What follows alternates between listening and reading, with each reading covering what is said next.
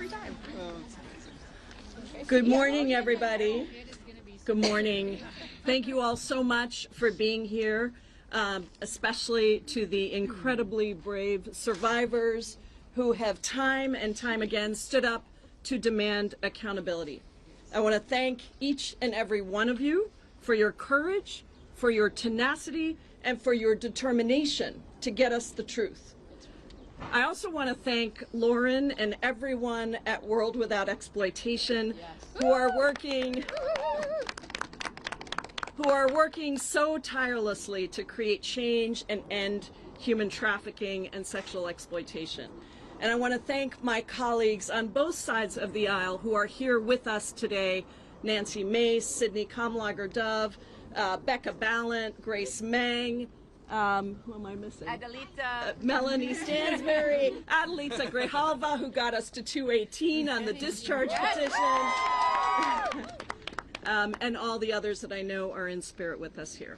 I'm so proud to be on the executive board of the Democratic Women's Caucus, which is hosting this press conference today and has been at the center of the push for justice. Our amazing chairwoman, Teresa Ledger Fernandez, is at a Rules Committee meeting, so she's unable to be with us in person, but she is certainly here in spirit. Yesterday, I spent several hours at the Department of Justice looking through the unredacted files and reading the absolutely horrific and depraved messages that went back and forth between rich and powerful people in every sphere of influence. These people are at the top of governments, academic institutions, billionaires at giant corporations, cabinet secretaries, and the callous depravity of their messages showed that they absolutely believed that they were above the law, above morals, absolutely immune to any societal norms. They joked in these emails about pedophiles, about horrific sexual acts with young girls, about creating spaces, entire islands even, where they could do anything they wanted and get away with it because of their wealth, their power, and their connections. This was a massive global sex trafficking ring with thousands of victims that we know of and thousands more that we probably don't. So when DOJ says that there is nothing to investigate, we, the American people, must rise up. We must allow the courage and the determination of the survivors who have spoken out at great risk to themselves to push us to never give up until every single one of these predators and pedophiles and predator protectors is brought to justice. It is the voices of the survivors ringing through in the darkness of all of this horror that has gotten us this far. And in speaking to so many of them myself, I know that this effort is not just for them. They're not doing this just for them. They're doing it for their girls, for their children, for other people who have been affected, to all the survivors of sexual assault everywhere across the world who are watching to see if we can get accountability right here in the United States of America. Many rich and powerful people thought over the decades that they got away with this. They definitely did. You can see it in the emails.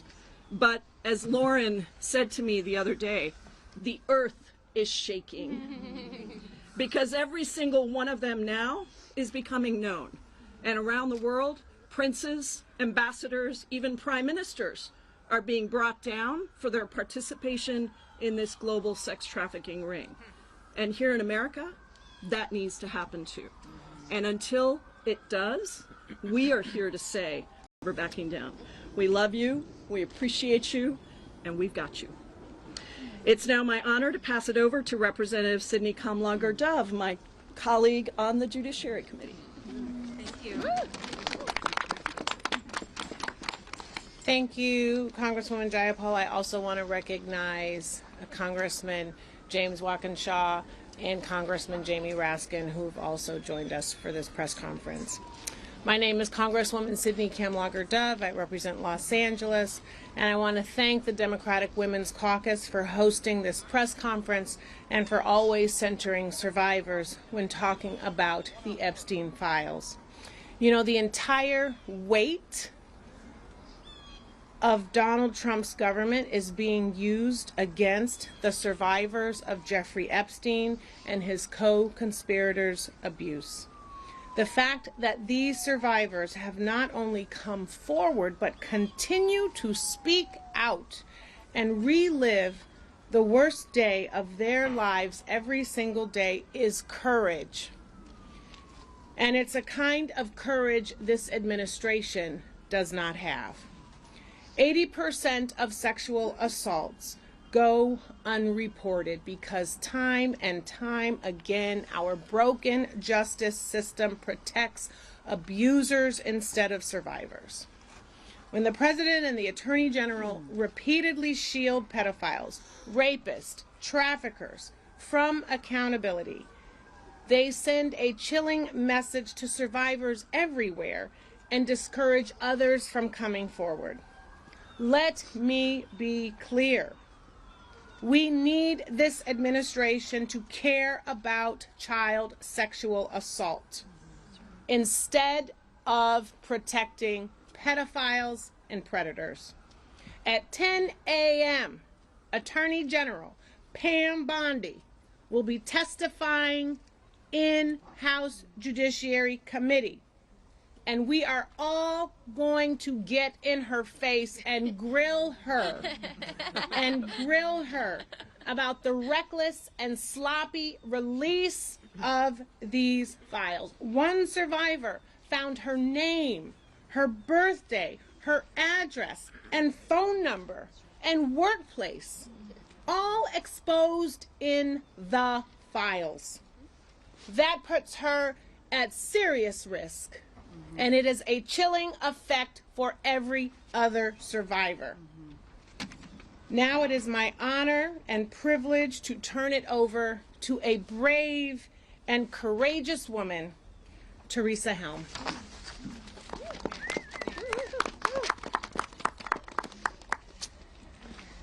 Hi, good morning.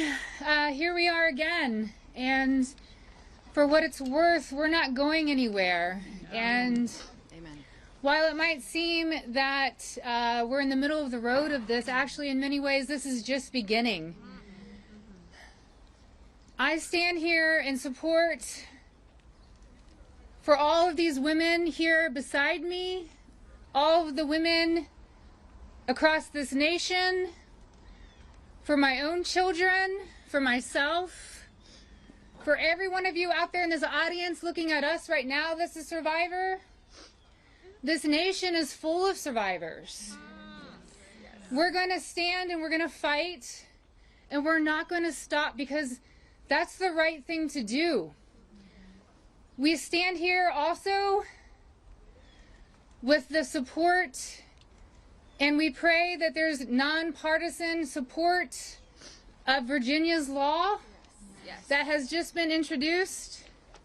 This is one of the most important monumental steps for survivors, and the world is still watching. No one's turning away from this. It affects every single person here. It affects every single person in this administration. They have wives, daughters, grandchildren. Every single person. This is not an issue that's going away, and we're not going to stop. And I feel that this is a real, today and beyond, a real demonstration of integrity. And as my dad, who was a very, very smart man, used to say to me, Dr. James Helm, the proof is in the pudding, so we're going to find out. Thank you.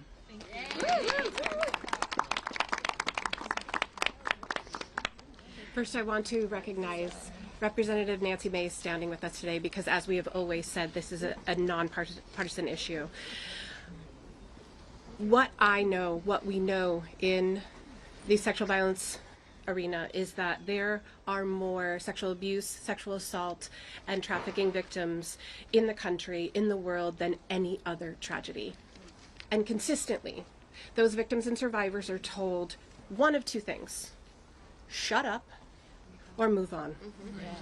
And as I understand it, when we spent time in Republican Judiciary Committee members' offices, they were very compassionate, passionate, caring about this issue. They support us, they want transparency, they want justice. And what we've heard is that they've been told to shut up today and not do the hard thing of asking questions about the egregious job done by the Department of Justice in the drop of files. And we've heard that the American people have been told to move on. So I'd like to present three options to Republican House Judiciary Committee members. They can either do the bravest thing they have ever done in their career, and they can ask the hard questions.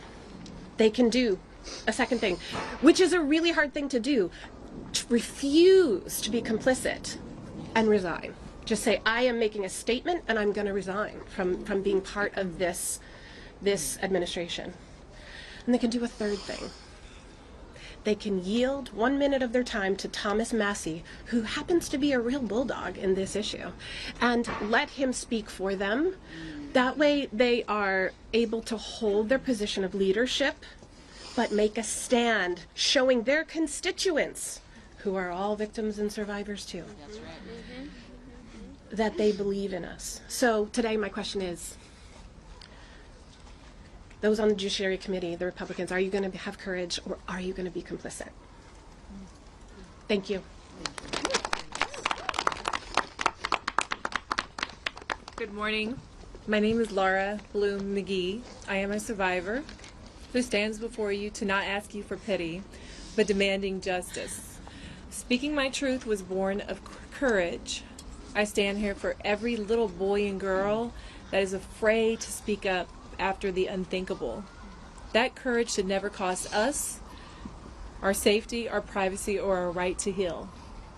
Our current system does the opposite. The people who have harmed us, they are hidden, while survivors have been exposed. Abusers' names and contact information is redacted, while our faces and stories are left on full display. This is not protection. This is betrayal. It hands power back to the abuser and further strips survivors of our dignity. Even worse, leads that could uncover broader wrongdoing are being ignored. Documents that point to co-conspirators are still unexamined. Truth, integrity, and the pursuit of justice should be non-negotiable, and we will no longer negotiate with people or institutions that fail us. Thank you. Hi everyone, I'm Danny Bensky, and I am an Epstein Maxwell survivor from 2004 to 2005. The last time I was in DC, I asked everyone to close their eyes and think of a teenager that was close to you. I asked you to make it personal. Thinking of your child, your sibling, your mother, or you even at an early age. I asked you to visualize that teenager at the door of Jeffrey Epstein's mansion, and I asked you if you would let them enter. Well, now I want you to visualize something else. I want you to think of that same 14 to 18-year-old.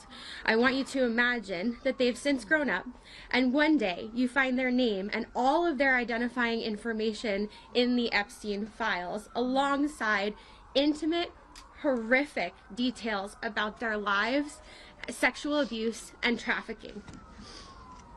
You look further, and maybe you even find a nude picture. You try to understand who could be responsible for these crimes, or try to find who's responsible for the crimes themselves, only to find that the perpetrators' names have all been redacted. As you read on and take in all the heinous acts, you begin to see how the system repeatedly failed. Realizing that it was hard enough to endure the abuse, you begin to understand the endless retraumatization. This time, it isn't a monster pedophile who is doing the exploiting, but our very own government. I dare to say that everyone knows a survivor of assault or abuse. My ask is that you keep this personal. We are not here as political figures. We are only human. Our only agenda is accountability. We owe it to our former selves. We owe it to the next generation. And we also owe it to those of the past. We need to believe women who bravely stepped forward like Maria Farmer did in 1996. We need to pass Virginia's law to eliminate the statute of limitations. We need survivors to be taken seriously.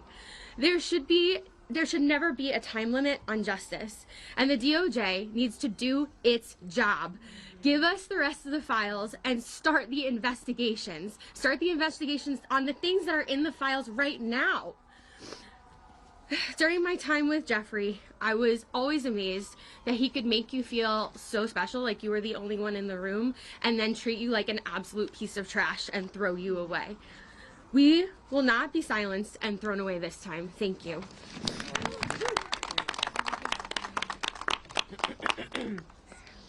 Hello, my name is Liz Stein. I met Ghislaine Maxwell and Jeffrey Epstein in 1994 when I was a senior in college.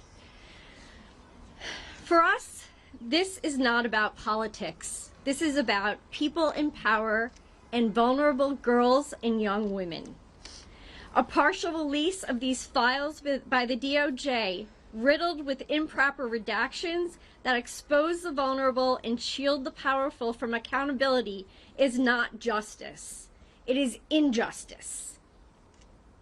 As victims of this crime and citizens of this country, we will not stand for it, and neither should you.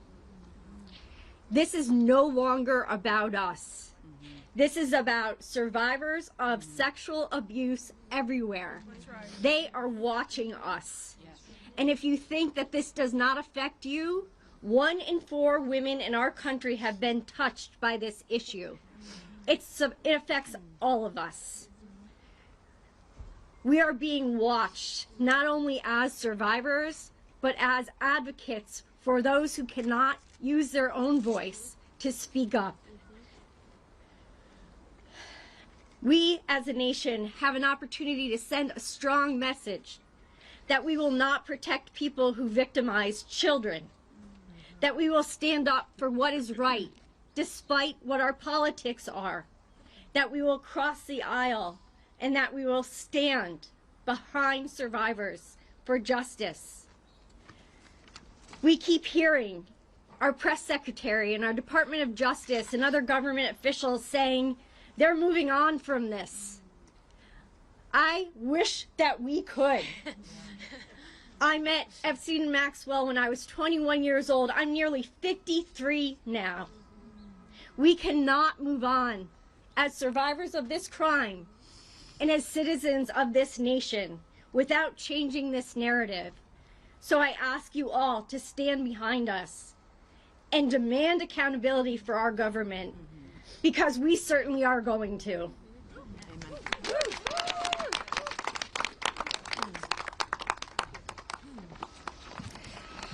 Hello everyone, and good morning.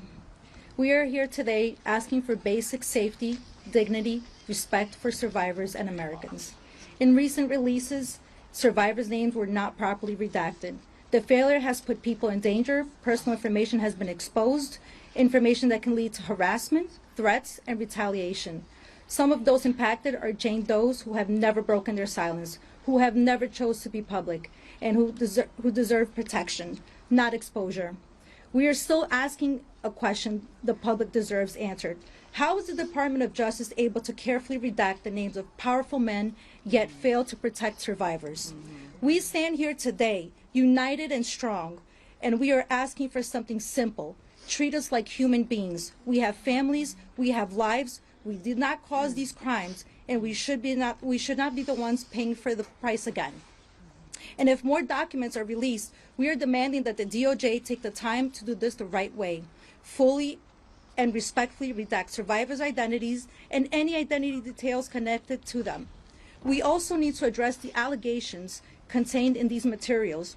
Every credible allegation must be taken seriously and investigated thoroughly, no matter who the person is, how wealthy they are, or how connected they are. We understand that these are allegations and due process matters, but survivors are human beings who shared something horrific. They deserve to be heard, and they deserve a real investigation, not dismissal, delay, or silence. So everyone watching, stand with survivors, demand accountability, demand transparency, demand investigations that do not protect the powerful while exposing the vulnerable. And those who are involved, those who know what happened, those who enabled it, those who stayed silent, do the right thing. Answer the questions, cooperate, because the survivors are done carrying the burden alone. Moving forward, we, and when I say we, I mean the whole world, expect true transparency and justice for those who have not yet received it.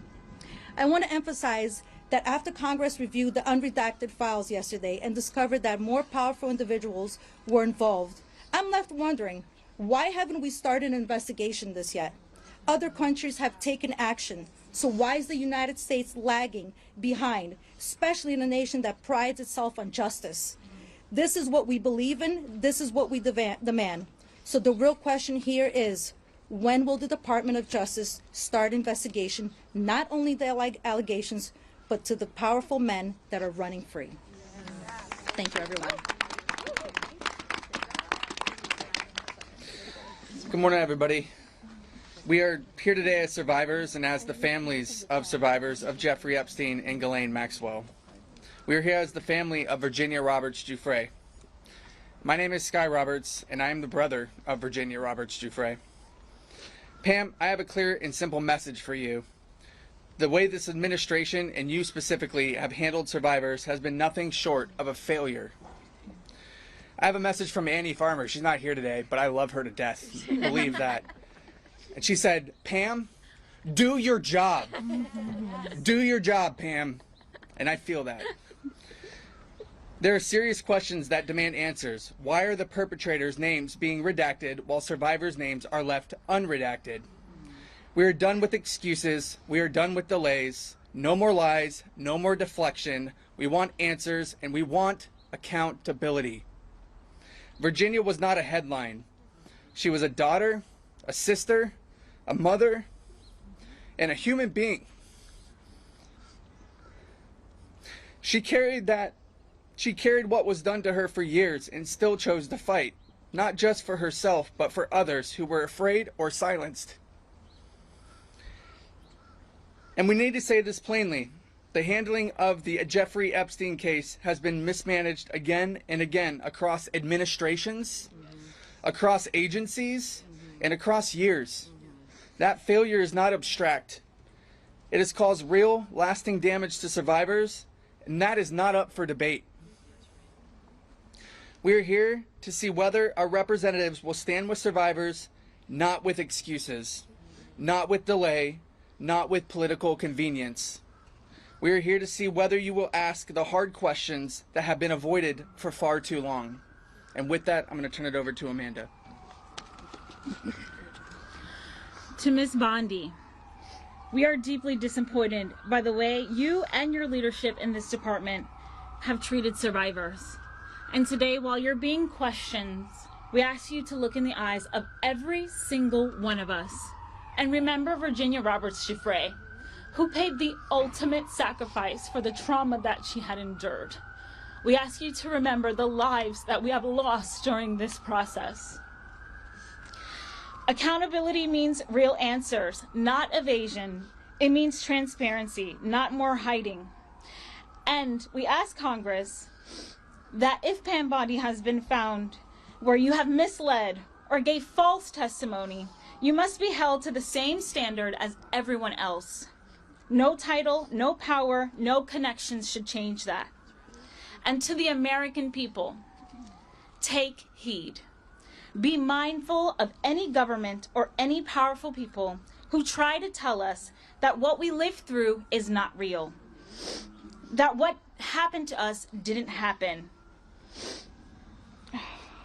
who ask us to doubt what our ears can hear and what our eyes can plainly see. That is how abuse is protected, and that is how it thrives. We are here because survivors have had their lives defined by what powerful people did to them behind closed doors, while institutions have continuously looked away. Today, Congress has a chance to prove that this country is still not looking away. We are not here for theater, and we are not here for talking points. We are here for truth. We are here for justice. We are here for accountability for Virginia and every survivor.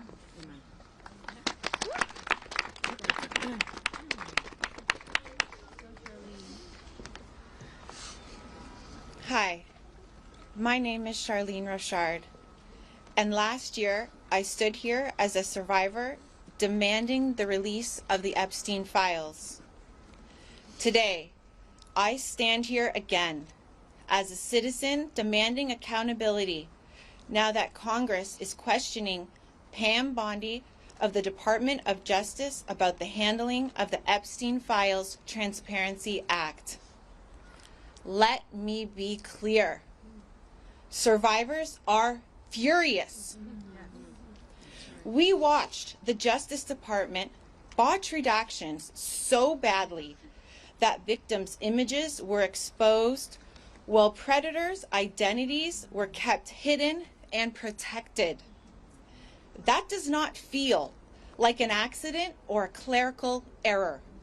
It feels like betrayal. The people who were supposed to protect us instead shielded abusers and re-traumatized survivors. And we're expected to accept that as standard procedure? We do not. Pam Bondi claimed she was defending the independence and integrity of the Justice Department. But survivors have every right to ask, where was all that integrity when survivors were exposed? Where was that independence when victims were silenced? Where was all that commitment to justice when the truth was buried to protect reputations? These are not partisan attacks. These are demands for basic human morality and accountability. When officials are accused of weaponizing the Justice Department, we know exactly what that means because we've lived through the consequences. This inquiry confirms what survivors have known for decades. The Justice Department has been influenced and manipulated in ways that harmed us. We are told to wait for transparency, to trust a system that already failed us, to accept redactions that protect the powerful and expose the powerless. But our trauma wasn't delayed. Our pain was not postponed. And our trust has been shattered.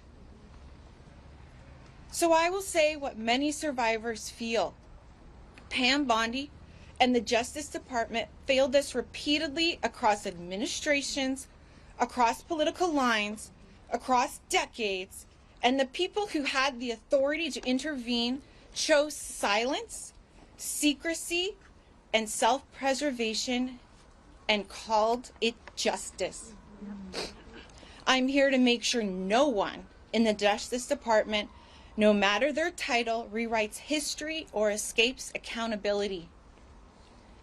And so today, I'm asking survivors, allies, lawmakers, and citizens to refuse silence, demand oversight, demand transparency, demand a Justice Department that protects the vulnerable instead of the powerful.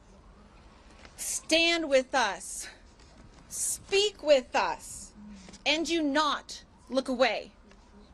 Accountability will not come unless we insist on it together. Thank you. Thank you so much. Please welcome Representative Nancy Mace. Hold on 1 second. I just want to let members of the media know that because the judiciary hearing is starting soon, some of the survivors are going to go take their seat right now. But we are going to continue this press conference because we have a few more important statements to make. And Representative We're going to go to Representative Nancy Mace. All right, thank you.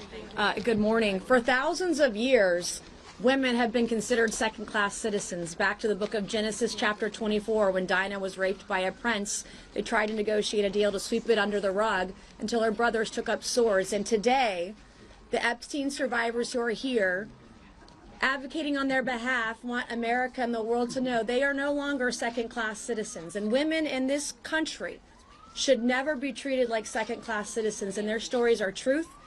Their stories are real. They're vulnerable. It is traumatic.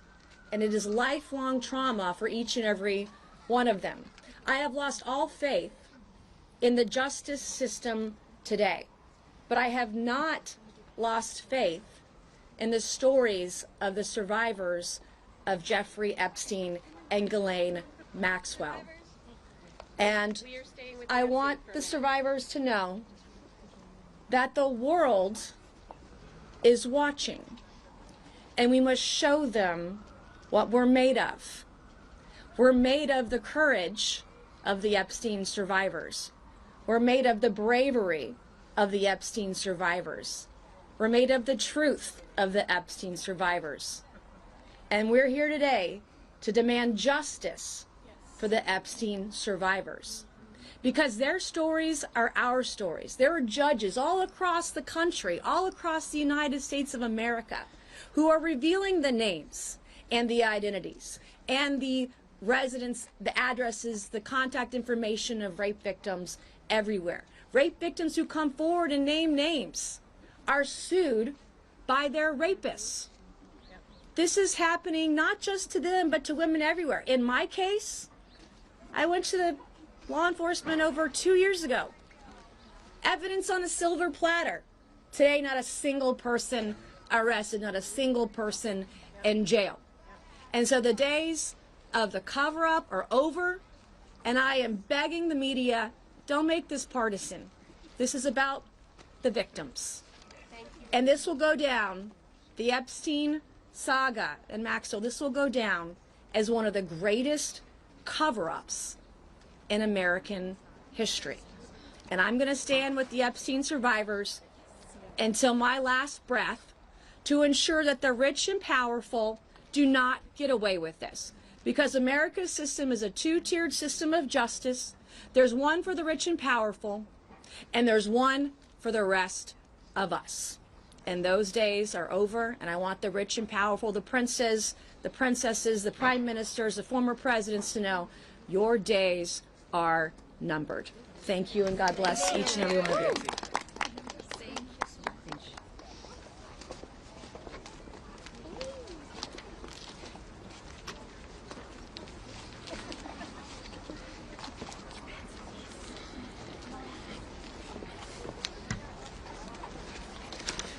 So I just want to acknowledge that who were just before us are grown women.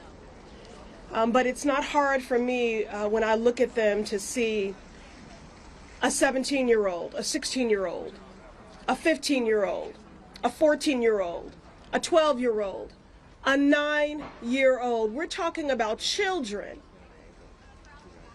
who were groomed, preyed upon, exploited, raped, trafficked, dreams permanently deferred, bodies violated, and spirits permanently bruised.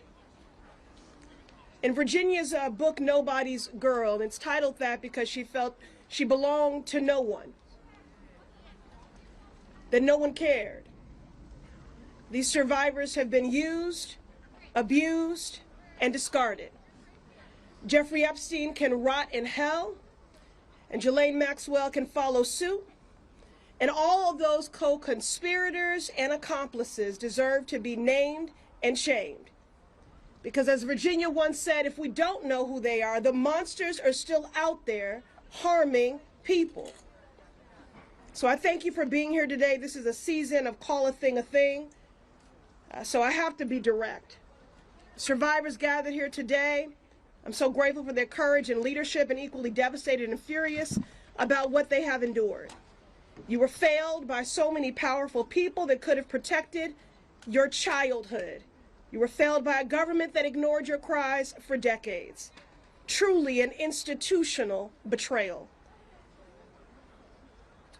We're fighting with every bone in our bodies for you. The files that have been released have further detailed a vivid picture of depraved behavior and dehumanization, violent violations, hurt and harm, no person, no child should ever endure. It is an abuse and harm that changes you on a cellular level for the rest of your life. It is a lifetime sentence. And together we are fighting for every survivor carrying visible and invisible scars, burdened by shame. Let me be clear, the shame is not yours to carry. Shame on the people that abused you. Shame on the government that failed you. The shame is not yours to carry. And we must meet your courage with real action.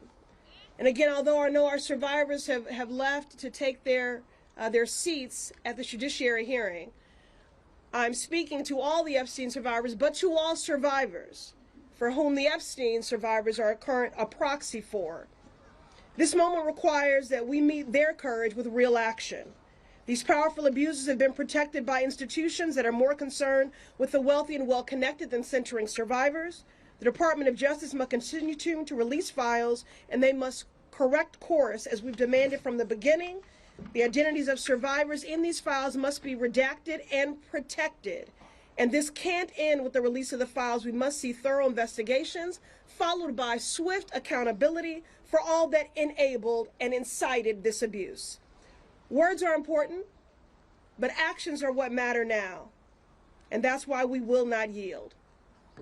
Thank you for being here today, and our work continues. Good morning, everyone. I am Congresswoman Melanie Stansbury, and I am so proud to represent New Mexico's 1st Congressional District and to stand with the survivors and to be joined by my colleagues from the Oversight, Judiciary, and other committees of jurisdiction in this case. While the survivors have left to attend the Pam Bondi hearing that starts in just a few moments, we will stay for a few extra moments to answer questions of the press. You see behind me members of the Oversight Committee that have been engaged in a months-long bipartisan investigation in the Epstein case. Let me begin by saying one thing. Believe the survivors. That's right. We are being asked every single day to name names. They have named the names. They are in the files. Believe the survivors. Believe your eyes. Believe what you are reading. They have named the names, and for the last 20 years, justice has not been served here in these United States. That's right. 20 years ago, in 2007, the U.S. Department of Justice and the FBI drew up a 56-page indictment that included 32 counts of federal crimes against Jeffrey Epstein and his co-conspirators, and 1 year later dropped the case.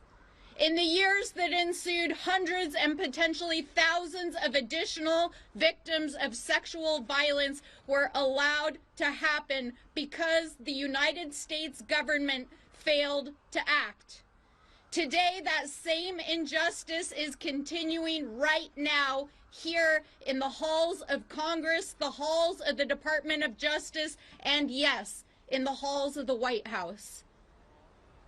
Late last night, I posted an FBI file that names names. That is the FBI's file. Those are the names of rich and powerful people, including presidents, that the FBI itself was tracking in the Epstein investigation. That is based on victims naming names. So believe the victims. Believe your eyes. The names have been named. They are in the public domain. They are in the files. And we will tell you unequivocally, we will keep naming names. While we do, as members of Congress, have access to these unredacted files, let us be clear, the law is clear that these files should never have been redacted the way that they are currently. It is very clear that the United States government is involved in an active cover-up and protecting the allies of the President and the Department of Justice, and that active members of this administration have lied under oath to the American people and to this Congress, and we will hold you accountable. Now, it has already been stated multiple times this morning that governments across the world are acting. Governments across the world are demanding accountability. People are rising up. Survivors are coming forward. People are naming names, and names are being taken down. Yet here in the United States, the injustice that has spanned now 2 decades is continuing because of an active cover-up by the president himself.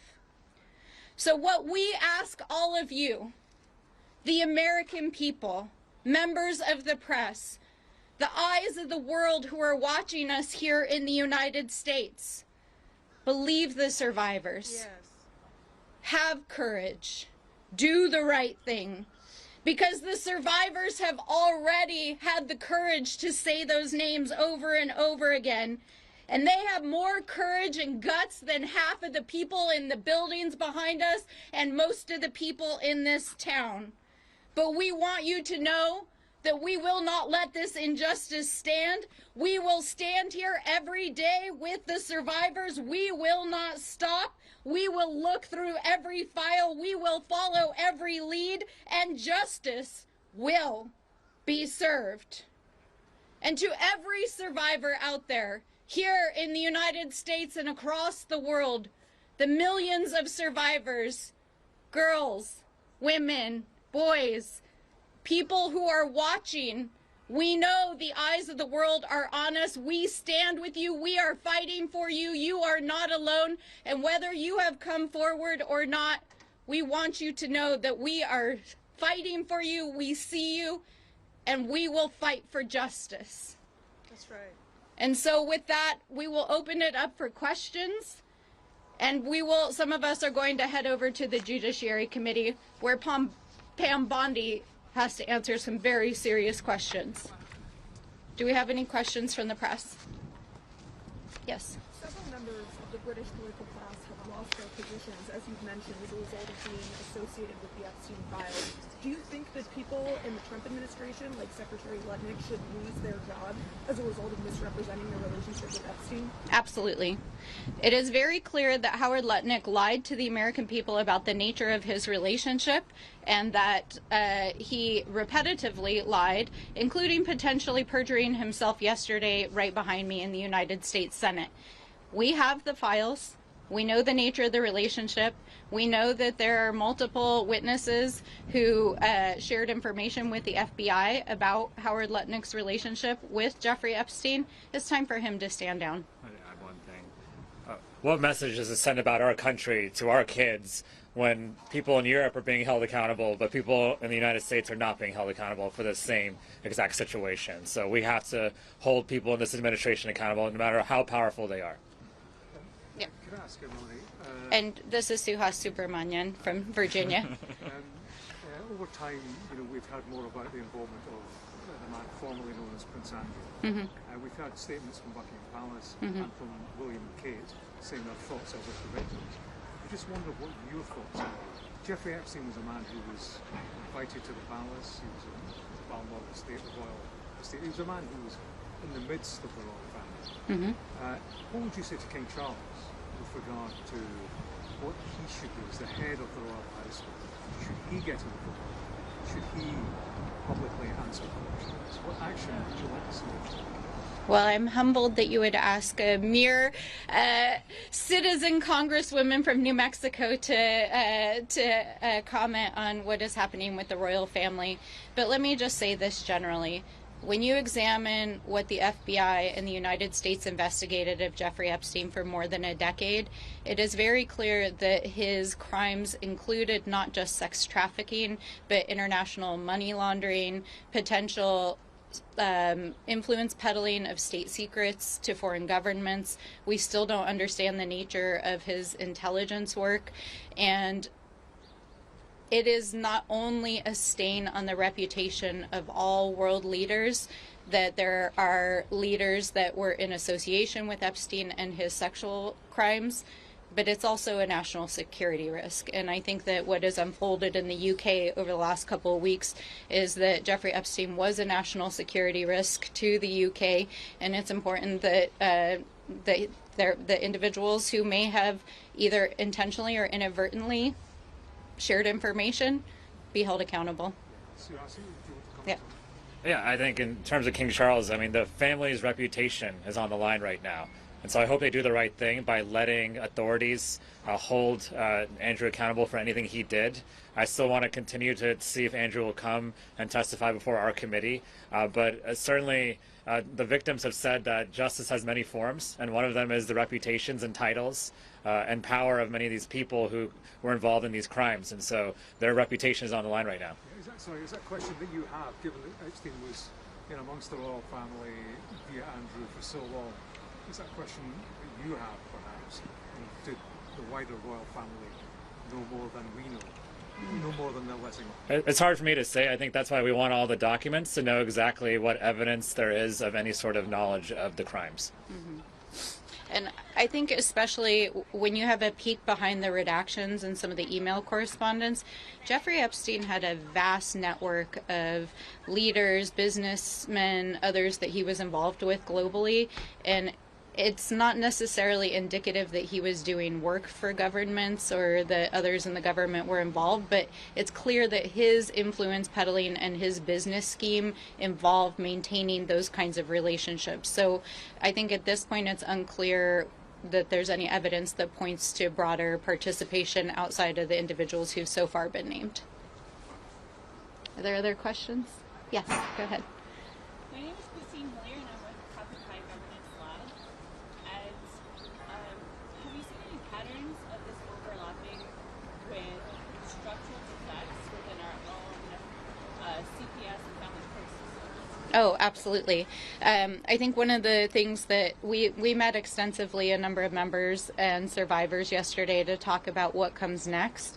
And I want to make clear that both the members of Congress who are supporting the survivors and the survivors see this not as just a moment of accountability in this case, but about changing the culture and trajectory of violence against women and sexual violence here in the United States and around the world. And it's very clear that our justice system is not a trauma-informed justice system. The way in which the justice system is not only covering up the case now, but re-traumatizing and putting victims at risk is a part of the problem. But there are many laws that need to be changed. In addition to the bill that was introduced yesterday by Congresswoman Ledger Fernandez, there's a whole slate of legislation around violence and sexual violence around women, dealing with state statutes around the statute of limitations on these issues, and building a system that not only believes survivors but supports them. And so part of our goal over the coming months is going to be to lift up survivor stories at more length so that they can tell their stories, so that young women especially and vulnerable people know what it looks like so they can help protect themselves, and so that we can change the laws to protect survivors in a better way. Yeah, go ahead. Okay, so I'm an engineer, and so I have a history of working for the U.S. Air Force and the Department of Defense as a GS-12 trained to be a DS-14. So my question is that nuclear systems and aircraft systems have minimum safety requirements for those technologies. They have automatic interlock, like safety interlocks. Do you consider the operating system of the government an operating system? And if so, where are our minimum safety standards, like NIST and ISO? My son, just to add, was trapped in a structural defect after a major opium data breach in 2015 where my high-level security clearance was compromised.